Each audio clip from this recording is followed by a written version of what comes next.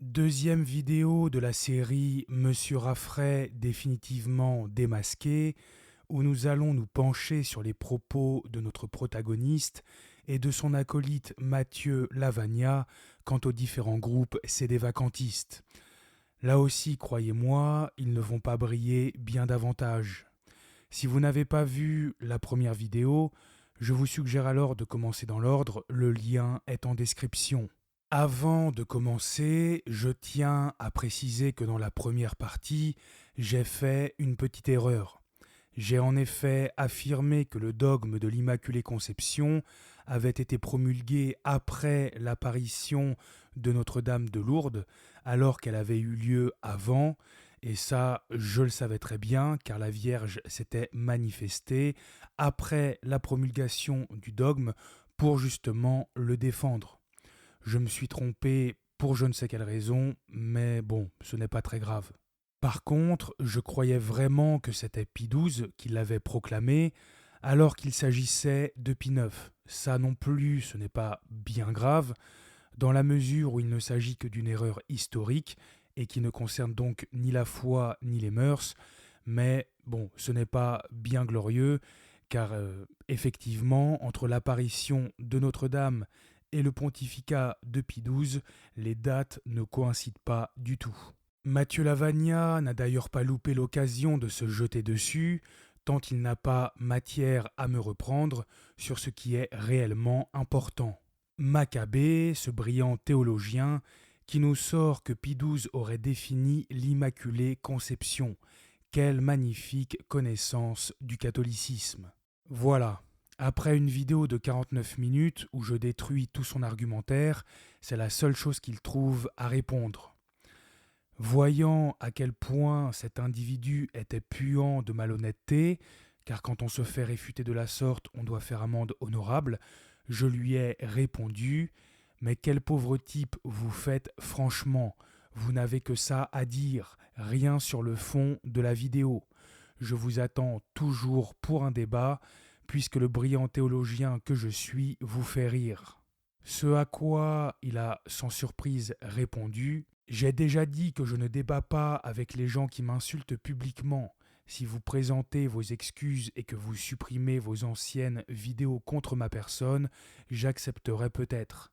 Sinon je vais débattre avec Abosi en septembre. » La bonne blague. Ce serait à moi de m'excuser et en plus de supprimer mes vidéos.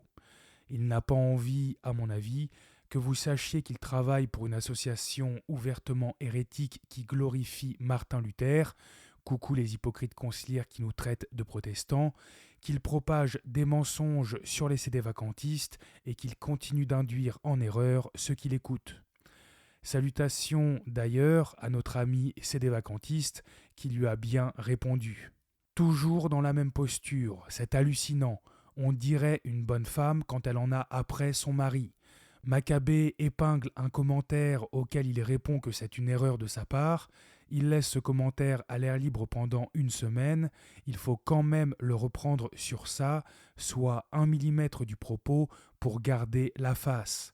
Tout ce qui a été dit d'autre est balayé d'un revers de main facile, etc. Imaginez de plus que nos saints et nos docteurs aient refusé de débattre avec les hérétiques de leur temps au motif qu'ils n'étaient pas sympas. Est-ce sérieux, franchement? Quand on peut faire taire quelqu'un, on le fait taire. Et si Mathieu Lavagna refuse le débat, c'est parce qu'il ne peut pas le gagner.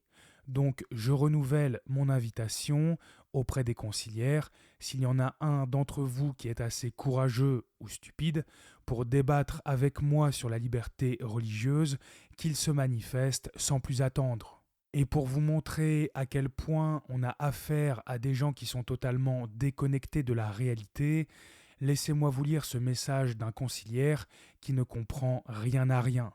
Si vraiment vous êtes si convaincu par votre vérité, prenez 2 de vos meilleurs prêcheurs et confrontez-les avec Monsieur Lavagna et Monsieur l'abbé Raffray. Je sens que ce débat n'aura jamais lieu parce que vous êtes là pour discréditer l'Église catholique en vous faisant passer comme l'authentique. C'est exactement ce que Luther avait fait lors de l'avènement du protestantisme, sauf qu'eux ont eu du succès. Bla bla bla, les sédévacantistes sont des protestants, c'est leur secte qui célèbre les 500 ans de la révolte luthérienne, mais ça compte pas. Bref, ils croient que nous avons peur de débattre avec Monsieur Raffray et Mathieu Lavagna. Donc, vous savez quoi, j'accepte l'invitation. Je propose un 2 contre 2, Adrien Abosi et moi-même, contre Monsieur Raffray et Mathieu Lavagna. Nous choisirons 2 sujets, ils choisiront 2 sujets, 1 heure de débat pour chaque sujet, et on postera le tout en 4 vidéos. On peut évidemment faire plus long s'ils en ont le courage. Donc les autres conciliaires, soyez un peu plus intelligents que celui-ci s'il vous plaît, qui s'est perdu dans le métaverse et qui croit que Monsieur Raffray est le Jason Statham de la secte moderniste. Et si nous n'avons pas autant de succès que les protestants, c'est peut-être que, précisément, nous n'en sommes pas, contrairement aux infâmes modernistes qui ont volé nos églises.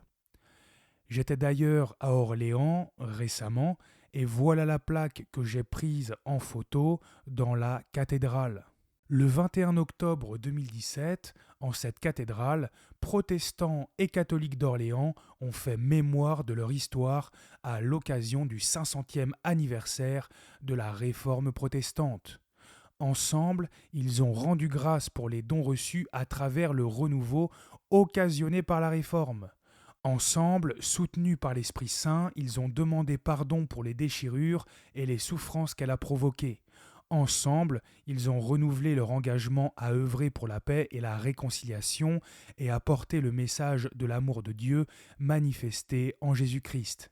Alors pour les conciliaires qui n'ont pas 2 neurones qui se touchent, on ne célèbre pas un anniversaire de quelque chose qu'on considère comme diabolique. D'autant plus qu'il est clairement écrit qu'ils ont rendu grâce pour les dons reçus à travers la Réforme.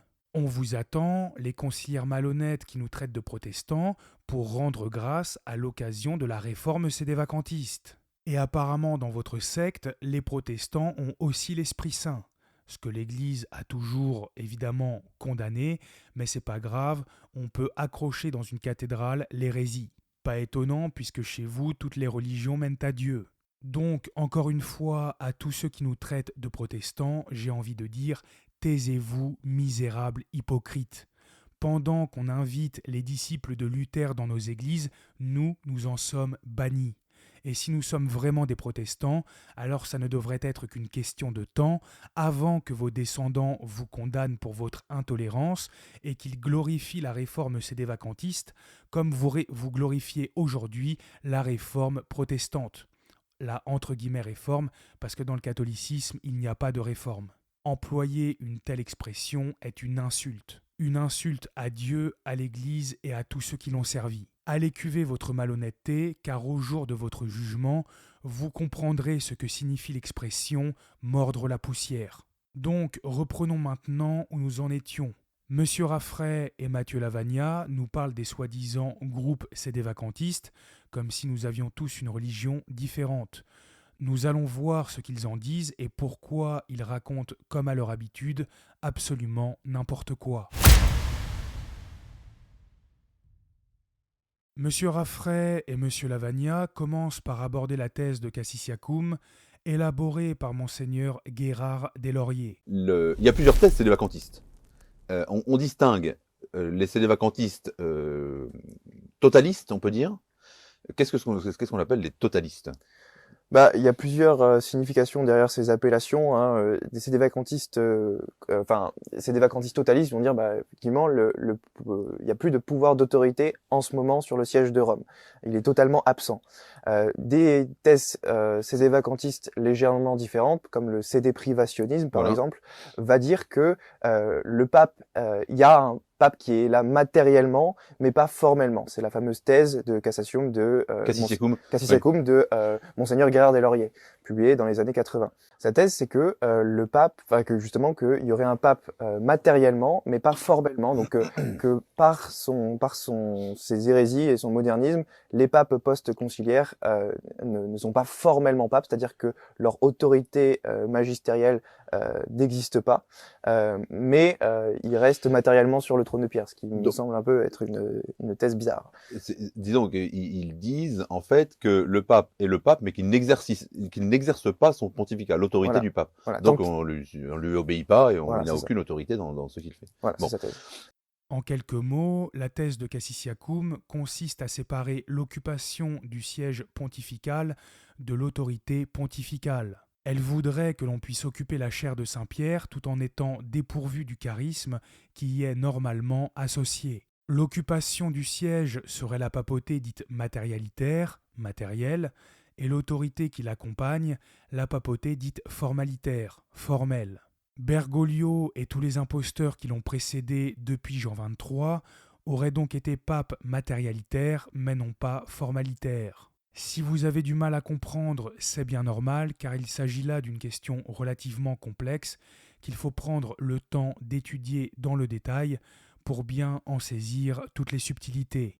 Personnellement, je n'aime pas du tout cette thèse, car elle implique que Bergoglio puisse devenir le prochain successeur de Saint-Pierre s'il abjurait son hérésie et se convertissait.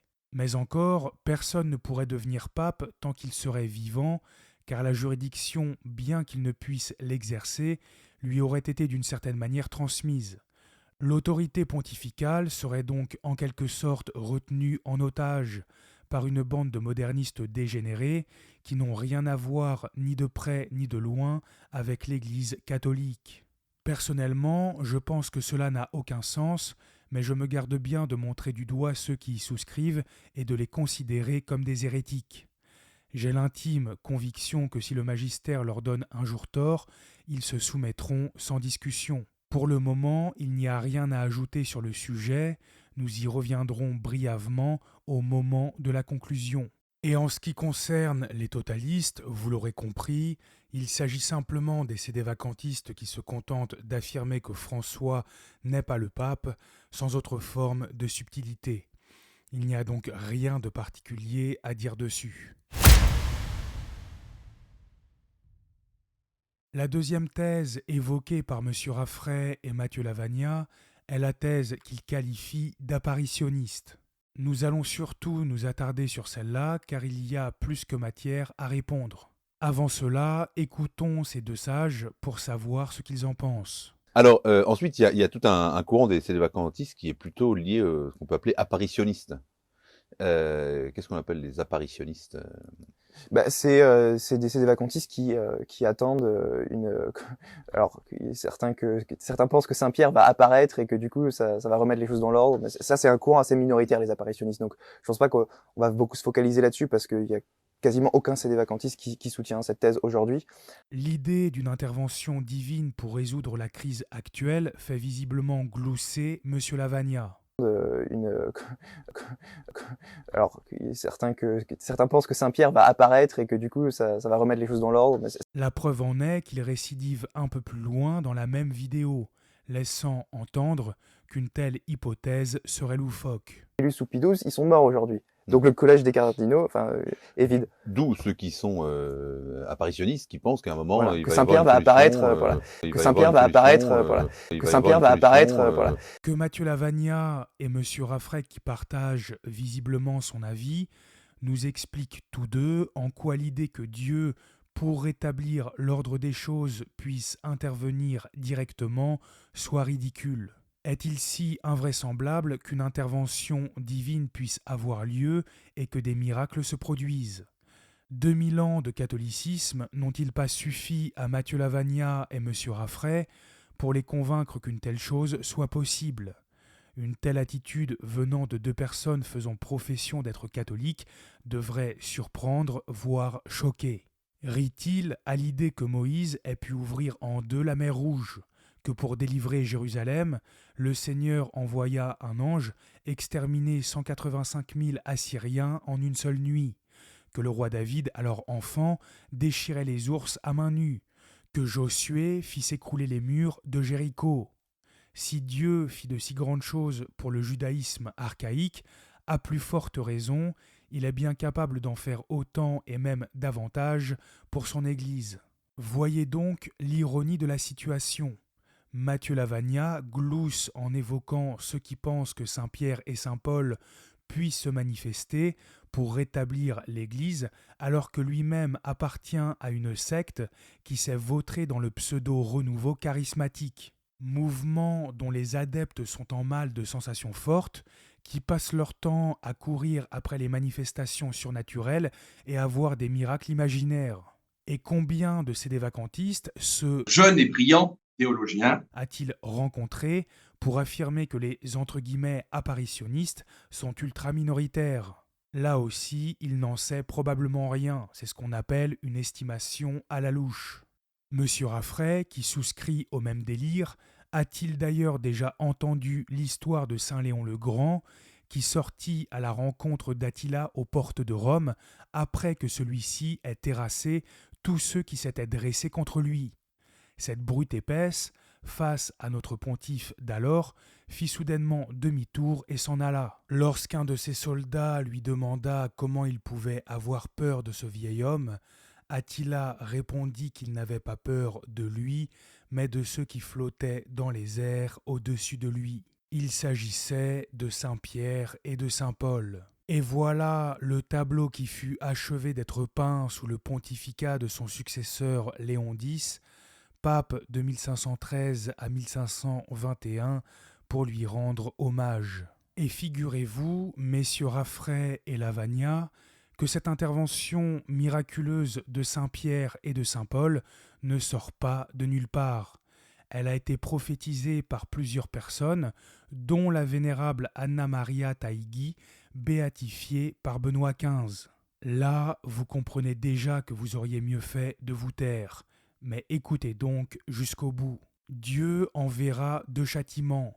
L'un sera sous forme de guerre, de révolution et d'autres maux. Il proviendra de la terre. L'autre sera envoyé du ciel. L'immense obscurité viendra sur la terre, qui durera 3 jours et 3 nuits. Rien ne sera visible, et l'air sera nocif et pestilentiel, et causera des dommages, mais pas exclusivement aux ennemis de la religion.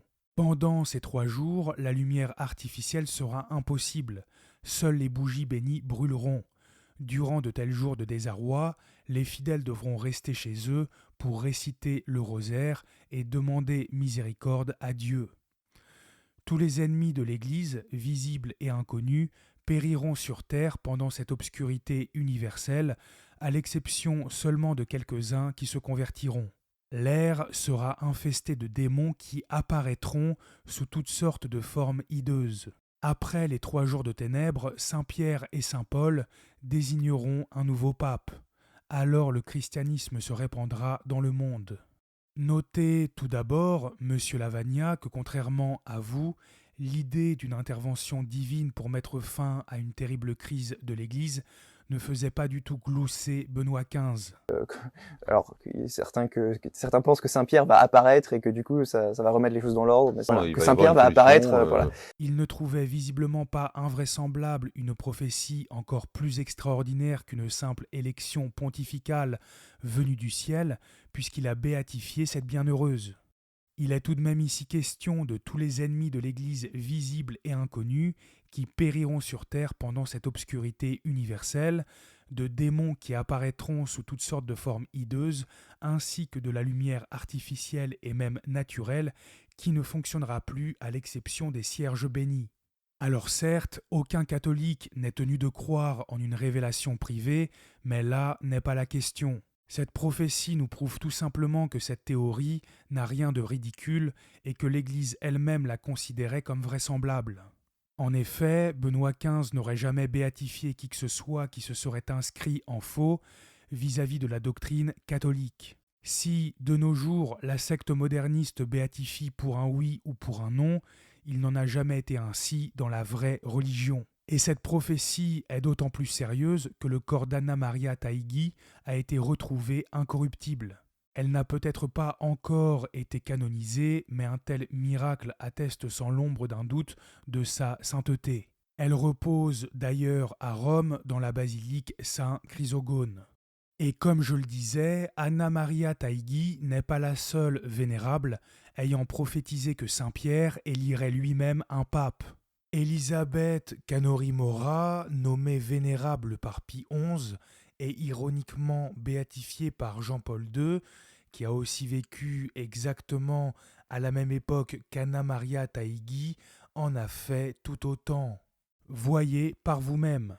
Quand la justice divine fut apaisée par l'effusion de tant de sang et la destruction des impies, les nuages qui obscurcissaient les cieux se dispersèrent, et un doux rayon de lumière annonça à la terre la réconciliation de Dieu avec les hommes.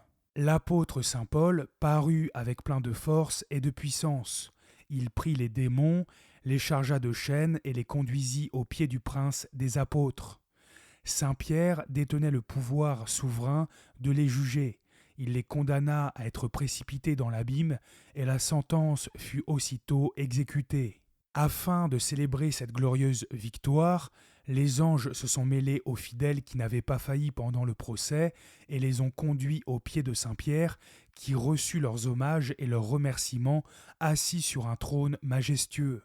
Il choisit, donc Saint Pierre, lui-même le nouveau pontife qui devait réorganiser l'Église.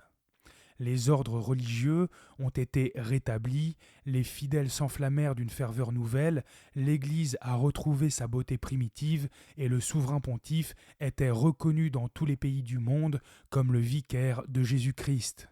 N'est-il pas extraordinaire que 2 femmes, ayant prophétisé que Saint Pierre élirait lui-même un nouveau pape, soient béatifiées, et ce, en plus, par 2 papes différents? En gloussant des apparitionnistes, Monsieur Lavagna, ce sont des vénérables Anna Maria Taïgui et Elisabeth Canori-Mora, ainsi que de Benoît XV et Pie IX que vous gloussez.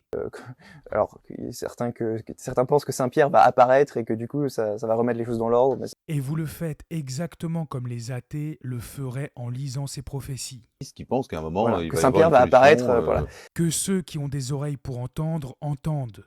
Elisabeth Canori-Mora nous parle de l'effusion de tant de sang et de la destruction des impies, des anges qui se mêlent aux fidèles pour les conduire aux pieds de Saint-Pierre et de l'Église qui retrouve sa beauté primitive. Encore faut-il avoir la foi pour croire qu'une telle chose soit possible. Et pourquoi donc Saint-Pierre choisirait-il lui-même le nouveau pontife qui devrait réorganiser l'Église, si à l'époque concernée par cette prophétie, il y avait encore de véritables cardinaux? D'autant plus que Dieu aurait déjà exterminé les impies et qu'il n'y aurait logiquement plus que de bons cardinaux. Dans l'absolu, il y a peut-être une autre explication, mais cette question mérite d'être posée. J'attire encore votre attention sur le fait qu'Elisabeth Canori-Mora voyait saint Paul charger les démons de chaînes et les conduire aux pieds de saint Pierre pour être jugés. Cela implique donc logiquement qu'ils aient été préalablement libres de se répandre sur la terre. Et la vénérable Anna Maria Taïgui affirmait la même chose quand elle disait que les mauvais esprits iraient jusqu'à devenir visibles. Figurez-vous de plus que Léon XIII, une 50aine d'années plus tard, eut une vision très similaire. Après avoir célébré la messe dans la chapelle du Vatican, entouré par quelques cardinaux et membres du personnel, selon ces mêmes témoins, Léon XIII s'arrête soudain au pied de l'autel, environ 10 minutes comme en extase, le visage pâle comme la mort. Puis, partant immédiatement de la chapelle à son bureau, il compose la prière à Saint-Michel-Archange, donnant l'ordre de la réciter partout après les messes basses. Cette demande papale sera fidèlement exécutée jusqu'au Concile Vatican II, puis sacrifiée sur l'autel du modernisme. Lorsque son entourage lui demande ce qui s'est passé, le Saint-Père explique qu'au moment où il s'apprêtait à quitter le pied de l'autel, il entendit soudainement 2 voix, l'une douce et bienveillante, l'autre gutturale et rauque. Les voix semblaient venir d'auprès du tabernacle, et il entendit la conversation suivante. La voix rauque, celle de Satan dans son orgueil, se vantait à notre Seigneur en disant « Je peux détruire ton Église ». La voix douce du Seigneur répondit « Tu le peux, alors fais-le donc ». Satan, pour cela j'ai besoin de plus de temps et de puissance. Notre Seigneur, de combien de temps? Satan, de 75 à 100 ans, et il me faut aussi un pouvoir plus grand sur ceux qui se livreront à mon service. Notre Seigneur, tu as le temps, tu auras le pouvoir, fais-en ce que tu voudras. Le pape racontera plus tard qu'il entendit Satan et Jésus avant d'avoir une vision terrifiante de l'enfer. J'ai vu la terre comme enveloppée de ténèbres et d'un abîme, j'ai vu sortir des légions de démons qui se répandaient sur le monde pour détruire les œuvres de l'Église et s'attaquer à l'Église elle-même, que je vis réduite à l'extrémité. Alors Saint Michel apparut et refoula les mauvais esprits dans l'abîme. Puis j'ai vu Saint Michel Archange intervenir, non à ce moment, mais bien plus tard, quand les personnes multiplieraient leurs prières ferventes envers l'Archange. La vision de Léon XIII, quoique différente, concorde en tout point avec les prophéties des vénérables Anna Maria Taigi et Elisabeth Canori-Mora, de quoi leur donner encore plus de poids et considérer comme très sérieuse l'hypothèse que Saint Pierre puisse choisir lui-même le prochain pape. Petite anecdote en passant, cette prière fut supprimée par Paul VI qui ordonna qu'on ne la récite plus. Oh, quel hasard! Saint Paul VI conciliaire qui se débarrasse d'une prière pour protéger l'Église. En plus de tout le mal qu'il avait fait, comme par exemple retirer l'exorcisme des nouveau-nés.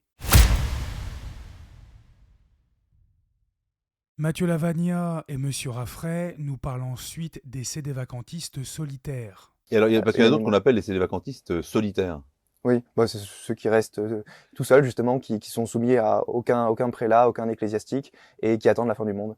Donc, Oui, parce que alors il y en a certains qui disent que c'est carrément la fin de l'Église, parce que l'Église a disparu puisqu'il y a ouais, il y a un faux pape qui est l'antéchrist oui, ou une figure semblable, et donc en fait c'est la fin du monde, et donc il suffit d'attendre que l'Église se termine, et que la parousie advienne, donc qu'il n'y a plus l'Église. c'est ça. Et ça implique de nier l'indéfectibilité de l'Église, l'idée que l'Église subsistera jusqu'à la fin des temps et qu'elle ce sera une institution visible et hiérarchique.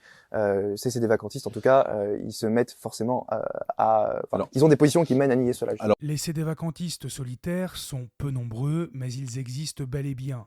Il convient néanmoins de préciser que beaucoup d'entre eux sont rejetés par le noyau dur de la résistance pour cause d'hérésie. Je l'ai déjà expliqué en long, en large et en travers dans la première vidéo. Le sédévacantisme n'est pas une religion, mais une simple opinion théologique consistant à affirmer que la chair de Saint Pierre est vide. Il est donc techniquement possible de se dire sédévacantiste tout en professant n'importe quelle doctrine. Des adeptes du New Age pourraient tout à fait croire en la papauté pour des raisons farfelues, mais rejeter Bergoglio comme le successeur légitime de Saint-Pierre. Mathieu Lavagna et M. Raffray prétendront-ils alors que nos divergences théologiques et notre manque d'unité avec ces gens-là prouveraient la fausseté du sédévacantisme? Cela serait totalement absurde. Et si un tel raisonnement était valable, alors la même logique devrait leur être appliquée. Pour prouver que la religion conciliaire est fausse, il suffirait alors que des hérétiques reconnaissent Bergoglio comme le vicaire du Christ. Du fait du manque d'unité avec les autres conciliaires, nous pourrions alors conclure que la secte moderniste n'est pas l'Église de Dieu. Vous l'aurez compris, une telle méthodologie ne vaut rien. En fait, la stratégie de M. Raffray et de Mathieu Lavagna est de créer des divisions imaginaires entre ces vacantistes pour nous ôter toute crédibilité. Vous restez chez vous, hop, un groupe. Vous n'avez pas d'opinion, allez, un groupe. Vous portez des chaussettes bleues, allez, un autre groupe. Eh bien, dans ce cas, faisons la même chose avec les conciliaires.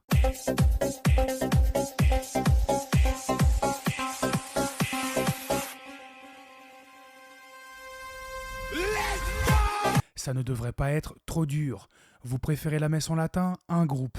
Vous préférez la messe de Paul VI? Un groupe. Vous assistez aux deux indifféremment? Un autre groupe.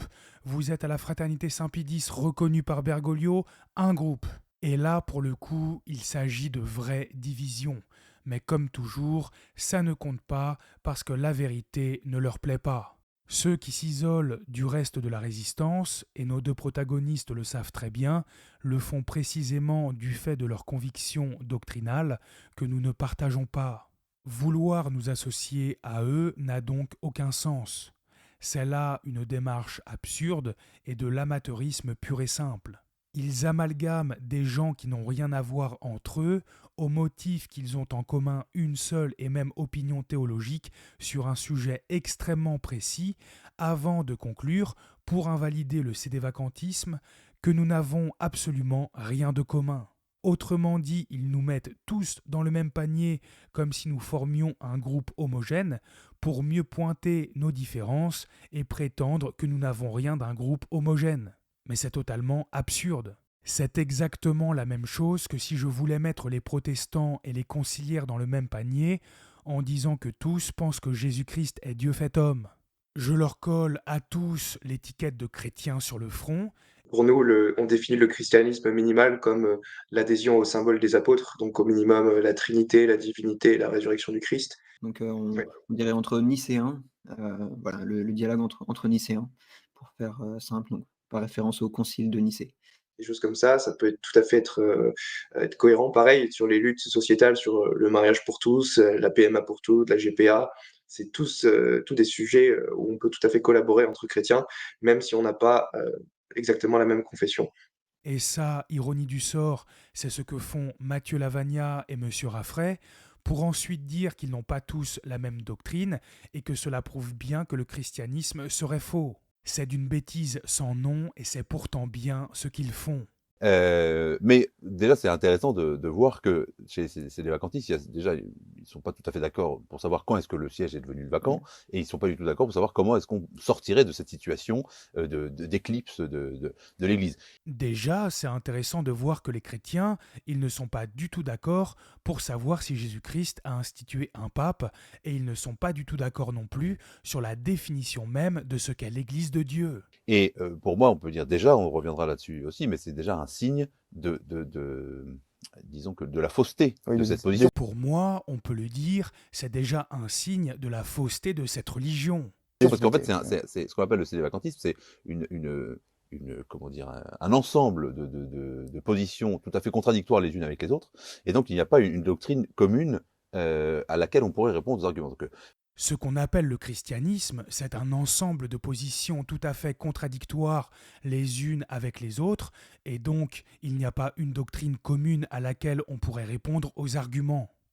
je dis ça parce que j'imagine déjà que certains, pour faire un peu de buzz sur Internet, vont faire des vidéos de réponses à la Raffray ou réponses à Mathieu Lavagna en disant vous n'avez pas répondu exactement à l'argument. En fait, c'est impossible de répondre à tous les arguments parce qu'il y a autant de sédévacantisme que de personnes qui défendent cette thèse. Je dis ça parce que j'imagine déjà que pour faire un peu de buzz, certains vont faire des vidéos de réponse à Jean-Michel Athéisme en disant « Vous n'avez pas répondu précisément à tel argument ». En fait, c'est impossible de répondre à tous les arguments parce qu'il y a autant de sédévacantisme que de personnes qui défendent cette thèse. En fait, c'est impossible de répondre à tous les arguments parce qu'il y a autant de christianisme que de personnes qui défendent cette thèse.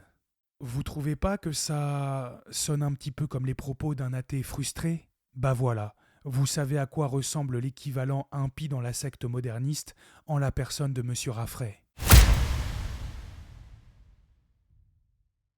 En résumé, toute la stratégie de Monsieur Raffray et de Mathieu Lavagna consiste à faire croire à leurs victimes que nous ne sommes pas l'Église de Dieu, car nous aurions tous une doctrine différente. Mis à part le fait qu'il s'agisse d'une grossière inversion accusatoire que j'ai déjà exposée dans la première vidéo, il est essentiel de souligner le fait que ces deux-là appellent doctrine tout et n'importe quoi dans l'unique but de nous décrédibiliser. Ils cherchent à nous fragmenter aux yeux des gens qui les écoutent, comme si nous étions tous dos à dos. Il y aurait les totalistes, les sédéprivationnistes, c'est-à-dire qui adhèrent à la thèse de Cassis Yacoum, les apparitionnistes, ceux qui restent dans leur coin et ceux qui n'ont pas d'opinion. Voilà comment M. Raffray et Mathieu Lavagna fragmentent la résistance en 5 groupes de manière purement arbitraire. Évidemment, si nous leur laissions plus de temps, ils en trouveraient 8, 12, 50 ou même 100. Il y a forcément quelques détails par-ci par-là qu'ils pourraient utiliser pour nous diviser davantage aux yeux de ceux qui n'y connaissent rien. Leur manière de procéder, en plus d'être stupide, n'a absolument aucun sens. Les apparitionnistes, ceux qui restent dans leur coin et ceux qui n'ont pas d'opinion sur la résolution de la crise, sont des totalistes. C'est d'une logique enfantine puisque, comme je l'ai déjà dit, le totaliste, c'est tout simplement celui qui se contente de dire que François n'est pas le pape sans autre forme de subtilité. Les deux héros de Bergoglio confondent donc théorie pour expliquer la vacance du Saint-Siège avec les théories pour expliquer la résolution de la crise et d'autres choses encore, comme le fait de rester chez soi ou de ne pas avoir d'opinion tranchée. Même leur façon de diviser les sédévacantistes n'est pas cohérente. Mathieu Lavagna est pourtant censé être un philosophe, mais il n'est même pas fichu d'user correctement de ce qu'on appelle la logique formelle et qu'il devrait pourtant maîtriser. Un jeune apologète, théologien et philosophe. Et ça, croyez-moi, c'est bien plus grave que d'avoir pensé que Pie XII avait proclamé le dogme de l'Immaculée Conception. Et pareil pour M. Raffray, qui est censé être un prêtre traditionnel et qui est incapable d'aborder correctement le sujet du sédévacantisme. Pour terminer, je dirais aux conciliaires, utilisez votre cerveau davantage que ne le font ces deux-là, car si vous n'êtes pas capable de comprendre les incohérences de leur raisonnement, vous n'irez pas très loin dans votre vie spirituelle. Que ceux qui veulent me haïr pour oser dire la vérité me haïssent et que les autres sauvent leurs âmes. Un grand piège dans la mentalité même catholique qu'on trouve chez les catholiques. Et on voit aujourd'hui, malheureusement, dans beaucoup d'endroits, c'est devenu la foire au relativisme, où finalement on dit chacun a son opinion, chacun a sa vision des choses, et puis finalement, notre doctrine n'est pas plus vraie que la doctrine d'un protestant.